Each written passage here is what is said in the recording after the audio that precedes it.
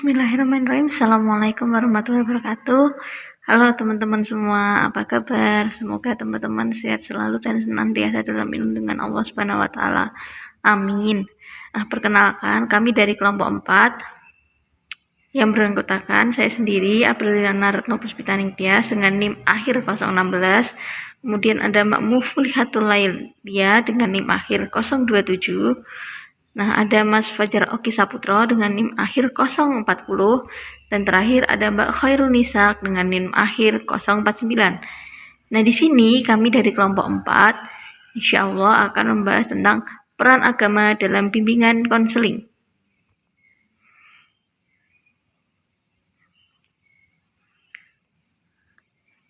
Nah, berbicara tentang agama terhadap kehidupan manusia memang cukup menarik, khususnya agama Islam. Hal ini tidak terlepas dari tugas para nabi yang membimbing dan mengarahkan manusia ke arah kebaikan yang hakiki dan juga kebaikan yang hakiki. Dan juga para nabi sebagai figur konselor yang sangat mumpuni dalam memecahkan permasalahan yang berkaitan dengan jiwa manusia agar manusia keluar dari tipu daya.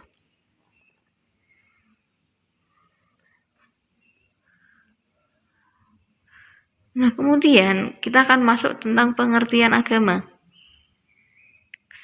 Agama atau religion berasal dari kata religio, berarti tie up dalam bahasa Inggris. Religion dapat diartikan having a good and sacred power.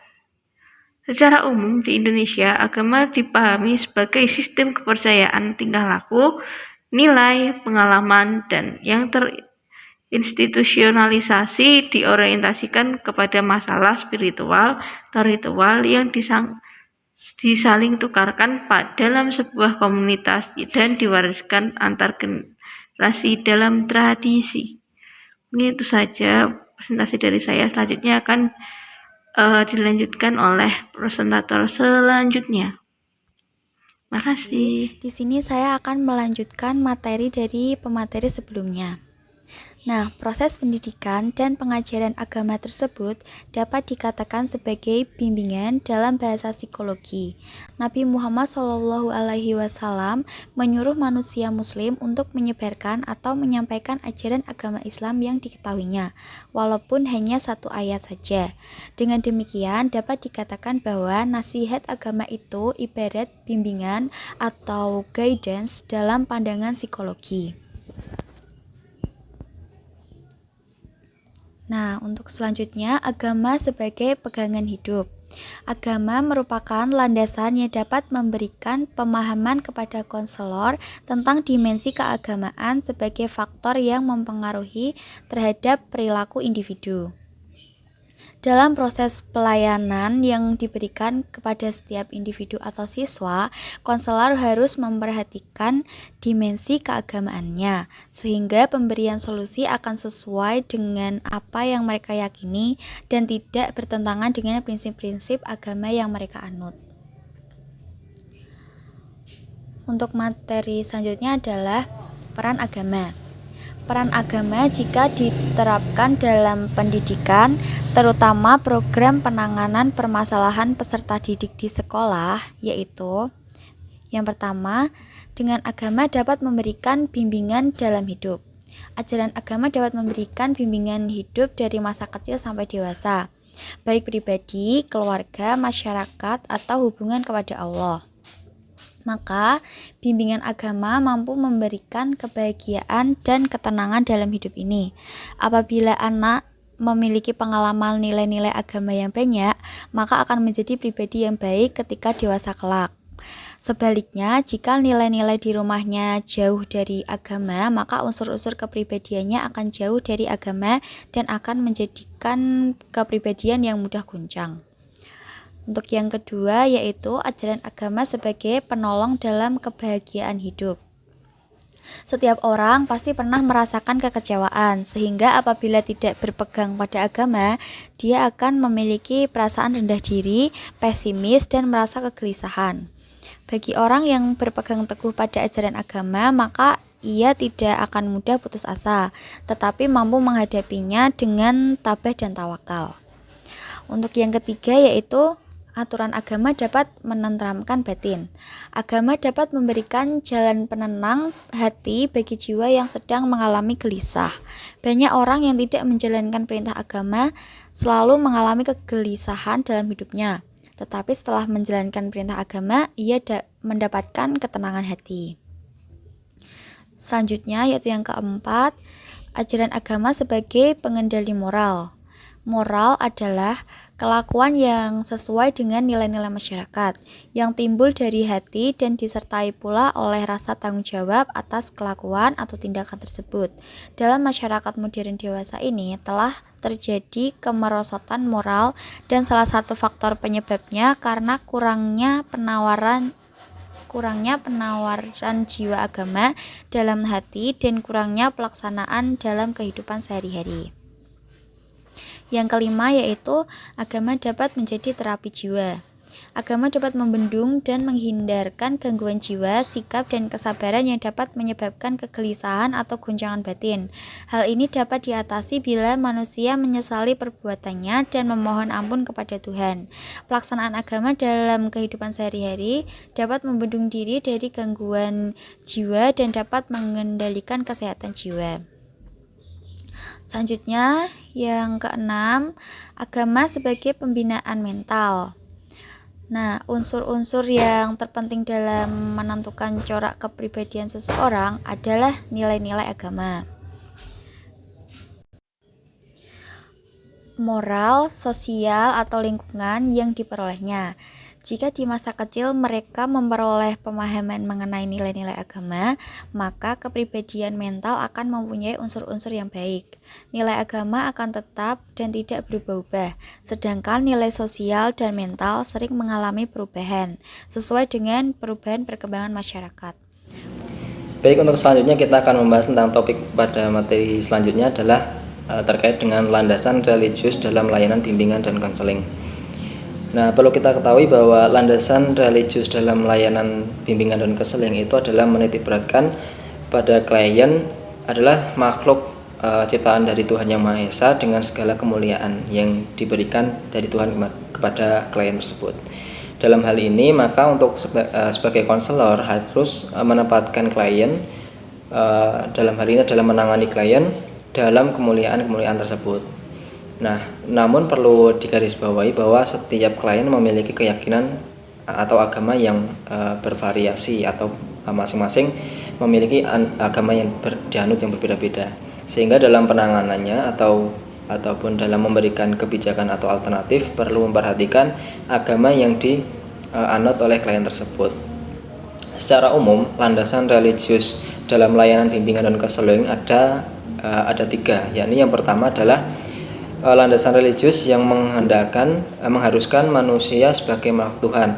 Nah, dalam hari ini adalah seperti yang kita ketahui bahwa manusia adalah makhluk ciptaan Tuhan Yang Maha Esa dengan sebaik-baiknya dan sesempurna itu.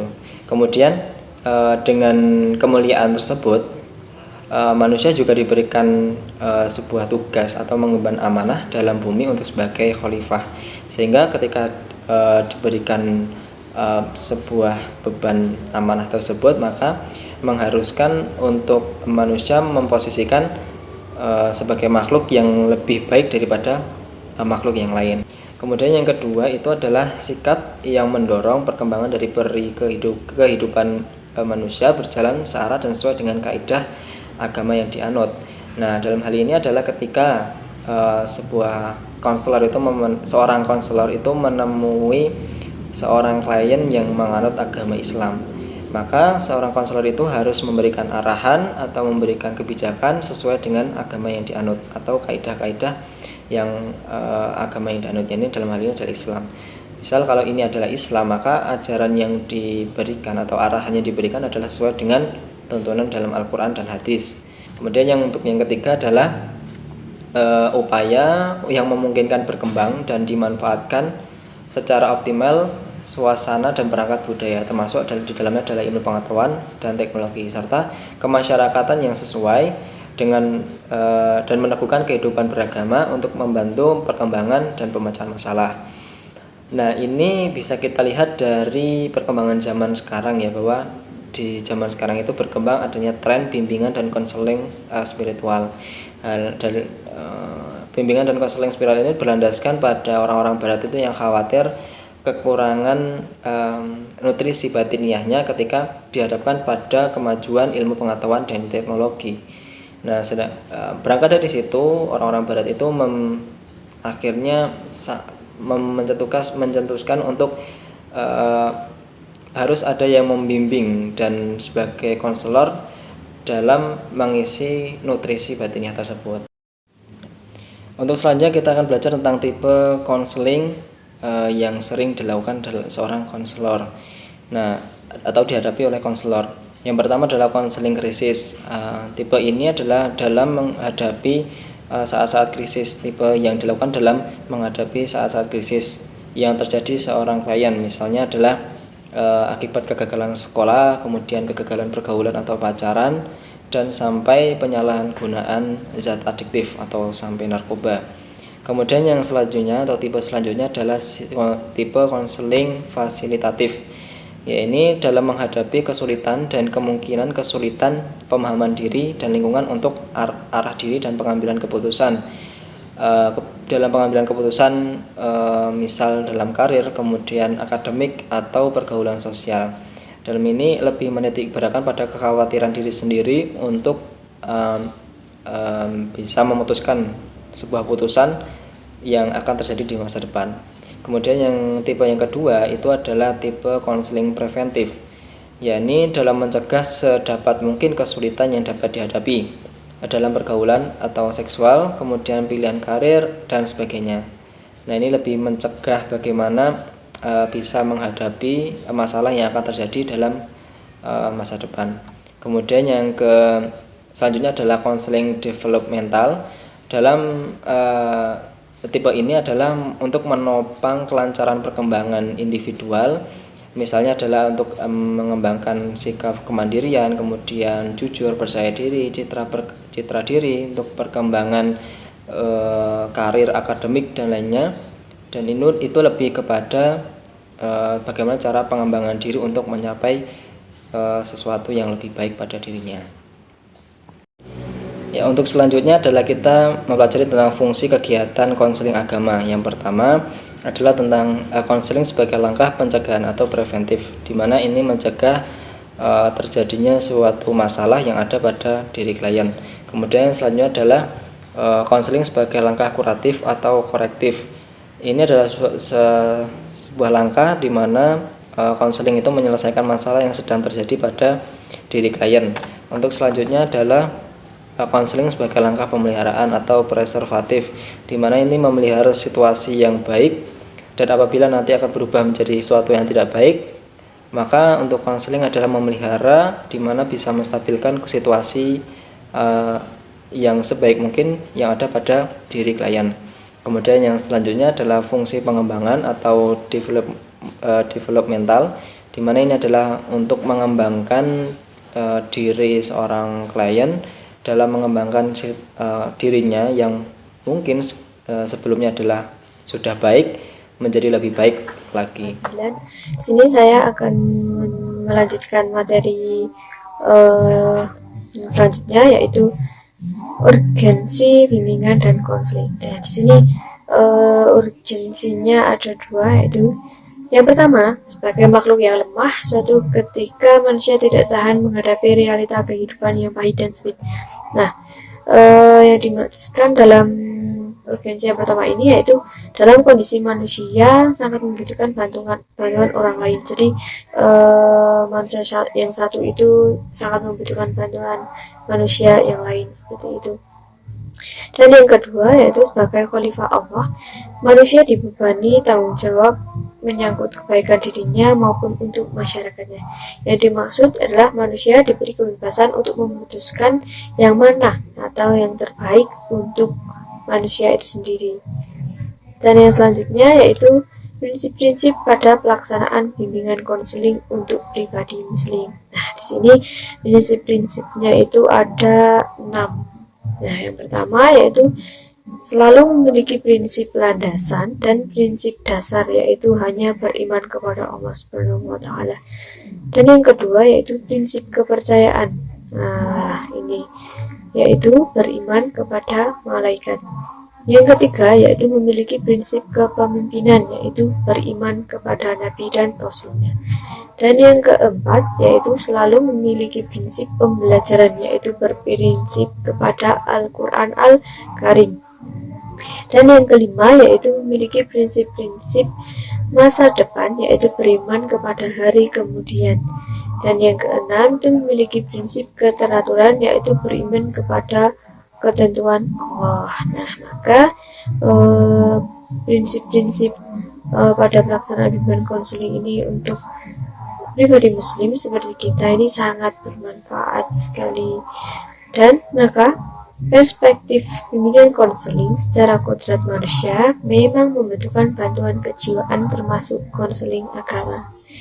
Nah, demikian apa yang dapat saya sampaikan. Jika ada tutur kata yang kurang berkenan atau kesalahan, saya mohon maaf yang sebesar-besarnya. Terima kasih.